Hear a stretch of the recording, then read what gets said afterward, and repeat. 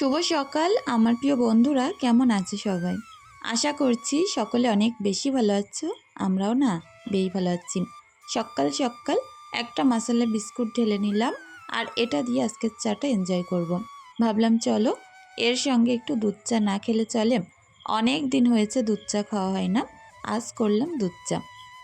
তো এই যে দুটো তিনটে বিস্কুট চা, এটা যে পুরো সকালের একটা এনার্জি দেয় কি বলবো। আজকে একটা ব্লগের ভিতরে আমি তোমাদের সাথে অনেক কিছু শেয়ার করতে যাচ্ছি। রান্নাঘরের তোড়জোড় জিনিসপত্র আনা শুরু হয়েছে। দ্বিতীয়, আমার এই যে কিছু গ্রসারি আইটেম কিনেছি কাল রাতে, সেগুলো গুছিয়ে নেব। বাড়ির মুরগি জবাই করব, আর সেটাই আজকে রান্না করব, অস্ট্রেলিয়া মুরগি। তার সাথে সাথে আজ করব বাচ্চাদের নিয়ে মজার পিকনিক। বাড়ির আশেপাশে ছোট ছোট বাচ্চা নিয়ে সেই যে ছোটোবেলার দিনগুলো আমরা কাটিয়েছি, আজকে সেটাকেই স্মরণ করার চেষ্টা করব। অবশ্যই পাশে থেকো। আর দেখো, কাল আমাদের এখানে যে জিও মার্ট আছে, সেখান থেকে হাজব্যান্ড অনেকগুলো বাজার করেছিল, তো সেগুলোই তোমাদের সাথে শেয়ার করছি। তো তোমাদের সঙ্গে আমি একটা নতুন রেসিপি শেয়ার করব, জানি অনেকে এটা ট্রাই করেছো। আমি যেহেতু প্রথমবার করব, তো রাজমা এনেছে হাজব্যান্ড, এটাকেই ট্রাই করব। আর এটা তো কিডনির পক্ষে প্রচুর ভালো। তো চলো, এই যে বিস্কুটটা একটা খেয়েছি, একটা ভাঙবো, এত দারুণ টেস্ট, তোমরা একবার ট্রাই করে দেখবে। সব কিছু গ্রসারিগুলো তুলে নিলাম, আর এখন চলে এসেছি আমার হাঁস মুরগিগুলোকে খেতে দেব। এই যে ফার্মটা, এটার অবস্থা অনেক খারাপ, তো ভাবছি সব কিছু ছাড়িয়ে সুন্দরভাবে ঠিকঠাক করব। রাজহাঁসগুলোর খাওয়া হয়ে গেছে, এদেরকে বাইরে বার করে দিচ্ছি। তো আমার যেহেতু তিনটে রাজহাঁস ছিল, সেখান থেকে আমি একটা বিক্রি করেছি 1700 টাকায়, আর দুটো আছে। ভাবছি এই দুটোকে বিক্রি করে দেব, দিয়ে একটা ছাগল নেব ভালো বড় জাতের। আমাদের মতো মধ্যবিত্ত ঘরের বউরা এইভাবেই না একটু একটু করে আমরা সঞ্চয় করি, আর ছোট থেকে বড় জিনিস কেনার স্বপ্ন দেখি। তো আমি মনে করি এই স্বপ্নটা সবারই দেখা উচিত, যাতে করে তার আগামী দিনের ভবিষ্যতের কথা ভেবে দিনগুলোকে উজ্জ্বল করার এখন থেকেই সিদ্ধান্ত নেওয়া যায়। বাইরের পরিবেশটা এত সুন্দর এত সুন্দর, আমি ভাবলাম চলো তোমাদেরকে একটু দেখাই। রাজহাঁসগুলো দেখলে তো, বিলে কত সুন্দর গা ধুচ্ছিল। বিলটা হচ্ছে আমাদের বাড়ির ওই পাশে, পুকুরটা হচ্ছে পেছন পাড়ে। তো ওই পুকুরে আমি সমস্ত কাজ করি, আর বিলের মধ্যে আমার হাঁস মুরগিগুলোকে ছেড়ে দিই। ওটাকে বিল বললেও চলে না, জলকর বললেই ঠিক হয়। ওখানে আমাদের মাছের চাষ করে।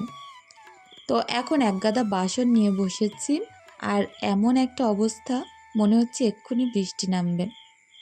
তো ভাবলাম চলো আজকে বাইরের কাজ যতটা পারি আগে এগিয়ে নিই। সেই যখন বাইরে থেকেই শুরু করলাম, বাইরের কাজই শেষ করি, তারপরেই ঘরের কাজ শুরু করব।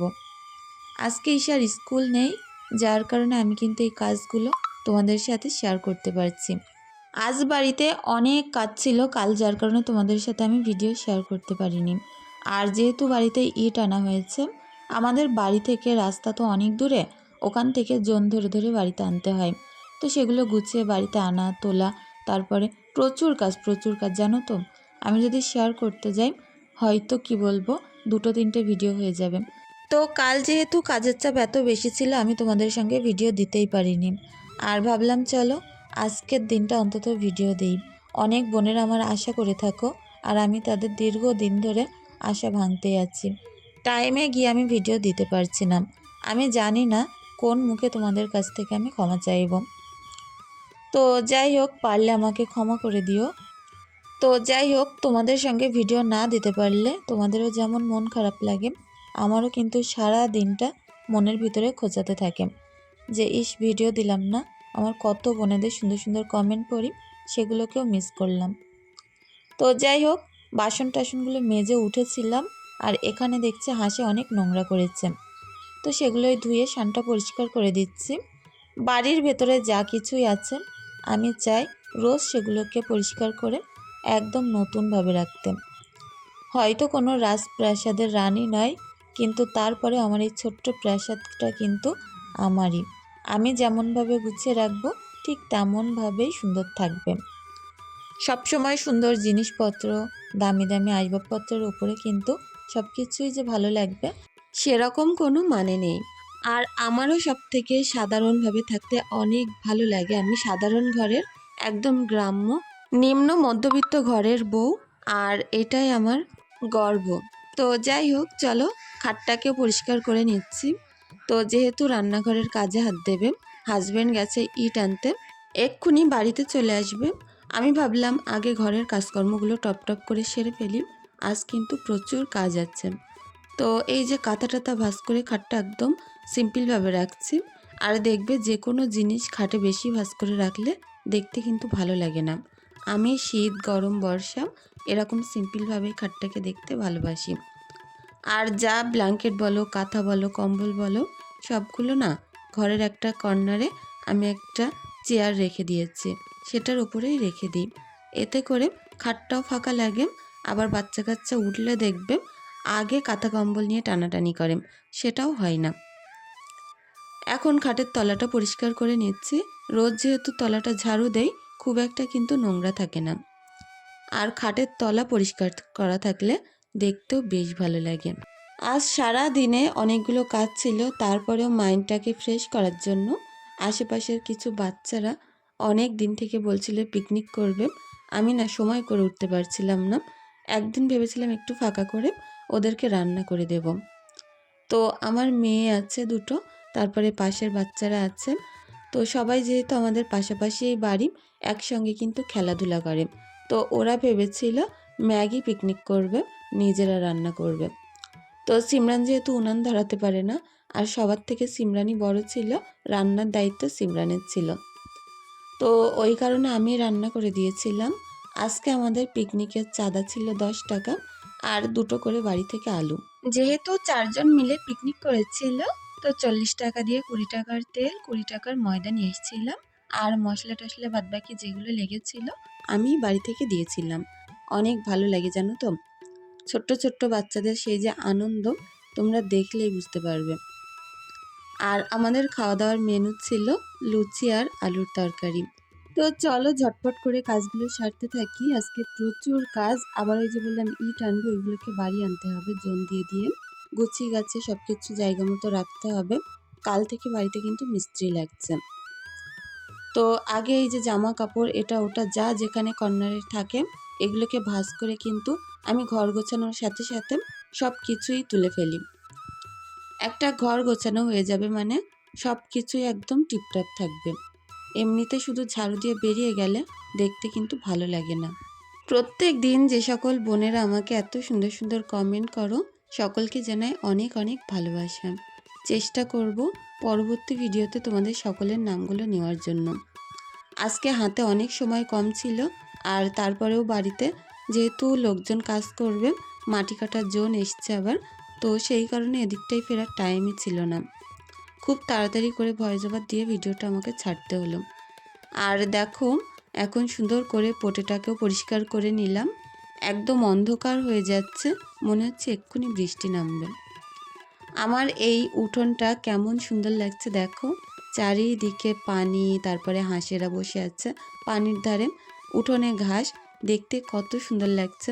সত্যি না, এই সকল মনোমুগ্ধকর দৃশ্যগুলো কিন্তু অন্য কোথাও গিয়ে পাওয়া যায় না। নিজের বাড়ি বলে বলছি না, দেখবে যার বাড়ি তার কিন্তু শান্তির জায়গা, সেটা যেমনই হোক না কেন। তো এই জায়গাটা প্রথমে আমি পছন্দ করেছিলাম এখানে ঘর করব বলে। হাজব্যান্ড তো একদমই রাজি ছিল না, বলছিল বিলের মাঝখানে করা যাবে না, নানান রকম অসুবিধা আছে। আমাদের অন্যান্য জায়গায় যে জায়গাগুলো আছে এতটা বেশি নেই, এই জায়গাটায় একমাত্র বেশি জায়গা আছে। এখানটায় 1 বিঘের অনেক বেশি জায়গা। তো যেহেতু আমার শ্বশুর মশাই 1 বিঘে করে আমাদের দিয়ে গেছিলেন এরকম একটা করে জায়গা, তার উপরন্ত হাজব্যান্ড আবার এখান থেকে প্রায় 6 থেকে 7 কাঠা মতো জায়গা এর সাথে কিনেছিল। তো এই মোটামুটি অনেকটাই জায়গা। আমি ভেবেছিলাম আমার যে বাড়িটা হবে একটু উঠোন বড় হবে, একটা পুকুর হবে শান বাঁধানো, তারপরে চারিদিকে বিল থাকবে, আমি একটু হাঁস মুরগি পুষবো, যখন যেরকম আমার গাছগাছালি লাগানোর ইচ্ছা হবে আমি লাগাতে পারবো মাটিতে, তার জন্য ছাদে যাওয়ার যাতে দরকার না পড়ে। তো সত্যি এই জায়গাটাই ঠিক মনে হয়েছিল। হয়তো বর্ষাকালে একটু কষ্ট, কিন্তু অনেক শান্তি। আর দেখো কাজগুলো সারতে সারতে আমি চলে এসেছি এই ক্যারেটে করে একটু মাটি তুলবো বলে। তো ভাবছি কিছুটা লঙ্কার চারা বানানোর জন্য এর ভিতরে বীজ ফেলে রাখবো, চারাগুলো বেরিয়ে গেলে আবার নিচেই পুঁতে দেব। আর দেখো এই ক্যারেটটার মাঝখান দিয়ে কিন্তু একটা বর্ডার আছে, দুদিকে দুটো ভাগ ভাগ। তো দুদিকে আমি দুরকম গাছও ইচ্ছা করলে লাগাতে পারবো। তোমরা আমাকে একটু জানিও তো, এই সময় কি ক্যাপসিকাম গাছ লাগালে হয়? শুনেছি শীতের সময় ভালো হয়। আমার না ভীষণ ইচ্ছা ক্যাপসিকাম গাছ লাগানোর বাড়িতে। আর এখানে হাজব্যান্ড কিন্তু ইট নিয়ে চলেও এসছে, আমাদের এই গাড়িতে করেই এনেছে। ইটগুলো এখন নামিয়ে নিচ্ছে। আজকে যে এত বেশি খুশি লাগছিল তোমাদের সাথে বলে বোঝাতে পারবো না। এত বছর পরে আমার রান্নাঘরটা অবশেষে ঠিকঠাক হবে। আমার ইচ্ছে আছে রান্নাঘরটা পুরোপুরি গাঁথবো না, কারণ রান্নাঘর গাঁথলে বাইরের যে সৌন্দর্য, হাওয়া, এগুলো কিন্তু বন্ধ হয়ে যাবে। তারপরে বাড়িতে এসে দেখছিলাম একটা মুরগি একটু ঝিম ধরা মতো, তো সেই মুরগিটাকে জবাই করলাম। কিছুক্ষণ পরে দেখলাম আর একটা ছোটো সাইজের মুরগি, ওটাও ঝিম ধরা। দুটো মুরগি একসাথে জবাই করে দিলাম। আজ এই যে মাংসই রান্না হবে, তো যেহেতু অস্ট্রেলিয়া মুরগি, অনেক সুন্দরভাবে রান্না করব।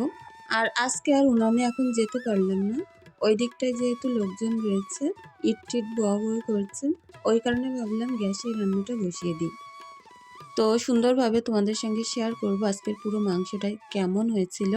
আর তোমরা দেখেও বুঝতে পারবে কত সুন্দর কালার এসেছিল, খেতেও কিন্তু দুর্দান্ত হয়েছিল। আমরা তো আলু মাংসে প্রায় সকলেই ভেজে দিই, কাঁচা আলু মাংসে দিয়ে দেখবেন তার যে ফ্লেভার না, সেই ফ্লেভারটা একদম অসাধারণ। আলুরও কিন্তু একটা গন্ধ থাকে, আর সেটা ভাত মাখার সময় যে গন্ধটা পাওয়া যায়, সেটা ভাজলে আর পাওয়া যায় না। তো যাই হোক, দেখো আমি মাংসগুলো সুন্দর করে কেটে পিস পিস করে নিয়েছি। আর অনেকখানি মাংস ছিল, পুরোটা রাখবো না, একদিনের জন্য অল্প বাঁচিয়ে রাখবো। আমি যে কোনো জিনিস আনলেই চেষ্টা করি আর একদিন অল্প করে হলেও বাঁচিয়ে যাতে রাখা যায়। এদিকে মশলাগুলোও সব ভাজা ভাজা করে নিয়ে নুন, হলুদ, লঙ্কার গুঁড়ো দিয়েছি। এর মধ্যে এখন সুন্দর করে মাংসগুলো কষিয়ে কষিয়ে রাখবো। আর যেহেতু চর্বিওয়ালা মাংস ছিল, খেতে কিন্তু অনেক ভালো লাগবে। মুরগির সলিড মাংস একরকম লাগে, কিন্তু এই যে স্কিন সমেত, স্কিনের নিচে একটা মোটা স্তরের চর্বি থাকে, এই সমেত রান্না করলে এত দারুণ লাগে মাংস, কি বলবো। আর আজকের আলুগুলো আমি গোটা গোটা বড় বড় করে কেটেছি।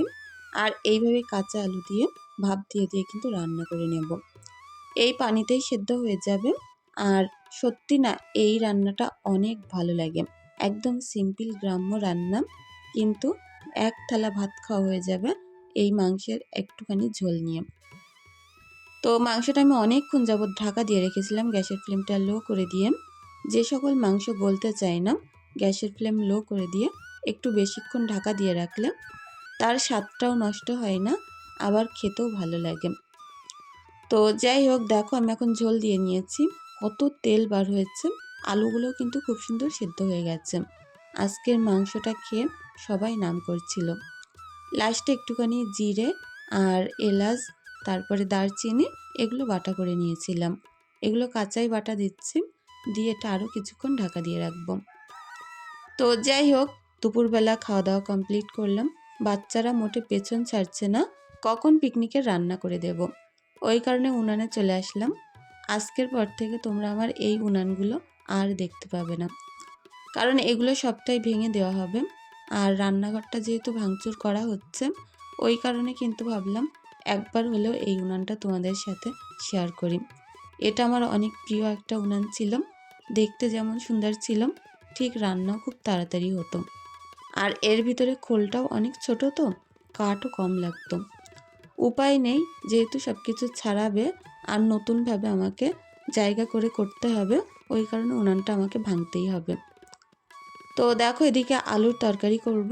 সবার বাড়ি থেকে দুটো করে আলু নেওয়া হয়েছিল, সেই আলুগুলোই রান্না হচ্ছে।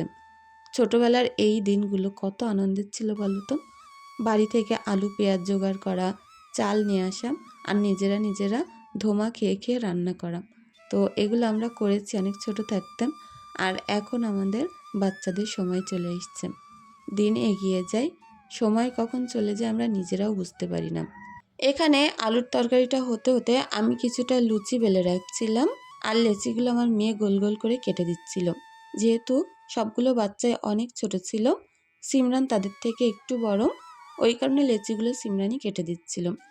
আর বাচ্চারা তো খেলায় অনেক ব্যস্ত ছিল, তো সবাই শুধু বলছিল কখন হবে, কখন খাবো। দেখো লুচি বেলতে কিন্তু একদম সময় লাগে না, ভাজতেও একদমই সময় লাগে না। কিন্তু আলুর তরকারিটা হওয়ার একটু লেট ছিল তো, ওই কারণে আলুর তরকারিটা আগে বানিয়ে নিলাম। লাস্টে গরম গরম লুচি ভেজে এখন সবাইকে দেব। আর চলো, এখন সবাই বাড়ি থেকে বাটি নিয়ে এসছে, বাইরেই বিছনাটা পেতে খাবার দাবারগুলো সুন্দর করে ভাগ করে দেব। সবাই কত আগ্রহের সাথে বসে আছে দেখো, গরম গরম তরকারি সাথে লুচি খাবেন। তো বন্ধুরা, আমাদের আজকের ভিডিওটি কেমন লেগেছে অবশ্যই কমেন্ট করে জানিও। আর যদি আমাদের এরকম ছোটদের পিকনিক, তারপরে এরকম সংসারের কাজকর্ম কোনো কিছু তোমাদের ভালো লাগে, অবশ্যই একটা লাইক একটা কমেন্ট করে দিয়ে যেও। সকলের কাছে অনুরোধ রইল, যাওয়ার আগে অবশ্যই একটা লাইক করে দিও।